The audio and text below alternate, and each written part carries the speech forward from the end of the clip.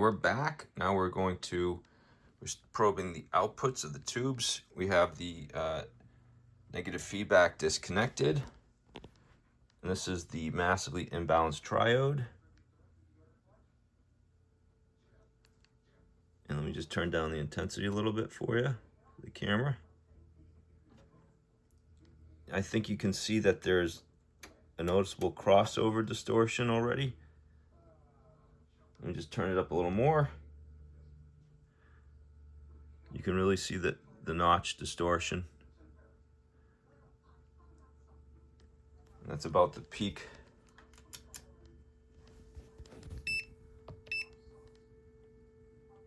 It's getting about almost 26 volts peak to peak. I'm right about there. 25.4. Now watch the waveform as I plug the negative feedback back in.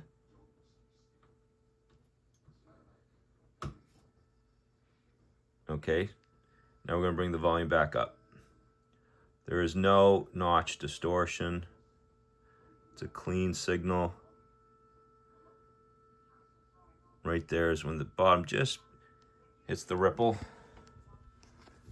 and considerable more power. But I think what this demonstrates is that there's nothing appreciable to gain from a matched phase inverter, at least in this application.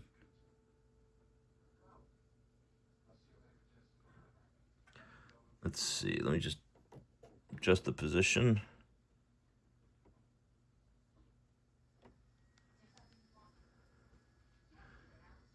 Turn it up.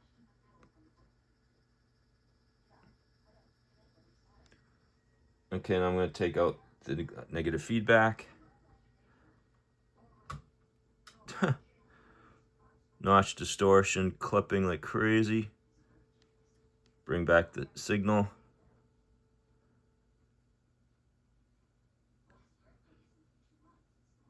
Of course, I barely turn the knob and it just goes out of control loud.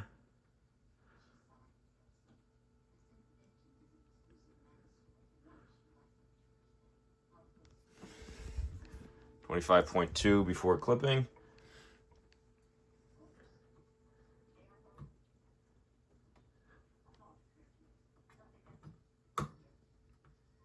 Negative feedback in. No notch distortion.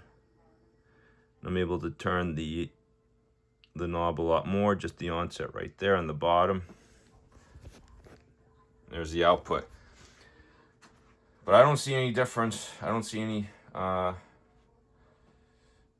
negative outcome from using an imbalanced phase inverter tube.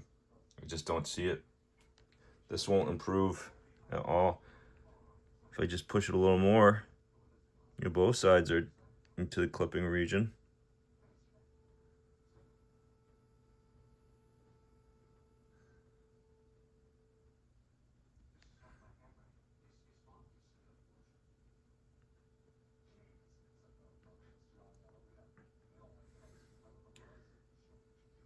But yeah, there you go. Maybe if I have the patience, I'll put in a matched preamp tube, but I've pretty much convinced myself it's really nothing. Maybe in some applications, maybe, well, we'll try it with without the negative feedback, see if anything improves. I don't know why I'm doing this, but we're testing it out without the negative feedback using the balanced triode. Let's give this a whirl.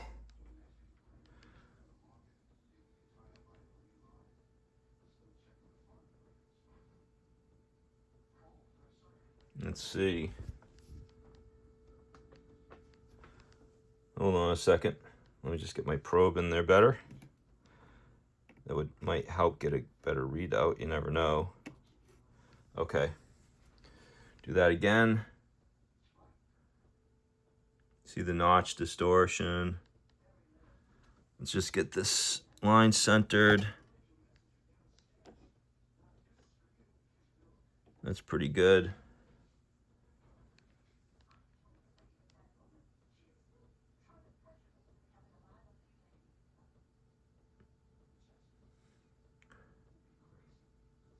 It still hits the bottom swing earlier than the top, even with the balance. That's the output.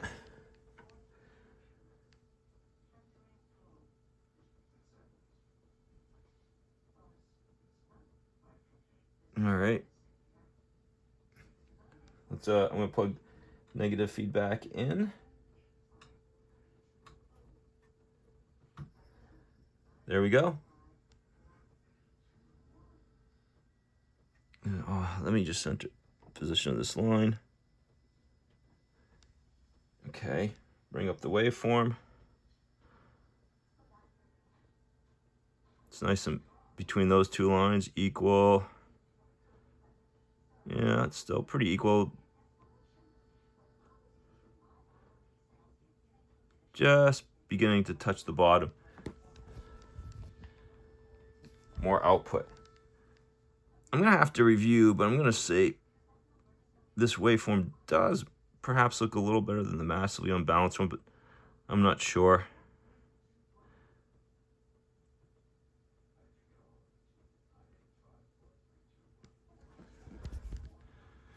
Making good power though.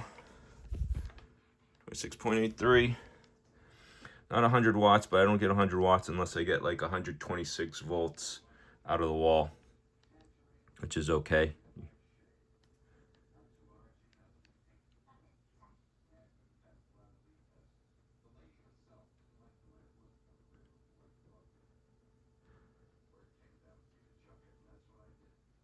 Take out the negative feedback.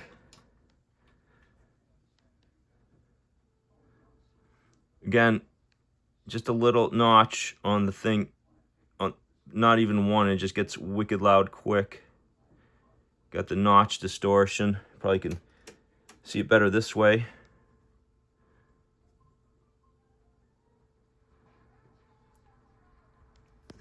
And less total output.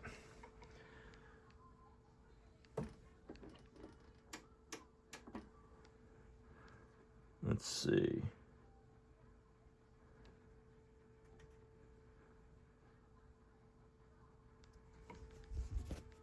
$26 with that. You can see the notch still. And then I'm gonna put the negative feedback back in.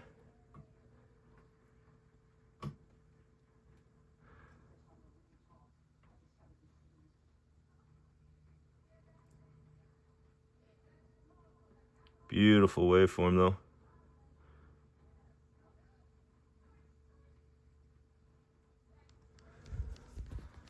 Nice high headroom. We'll keep it. We'll see. Thanks for tuning in.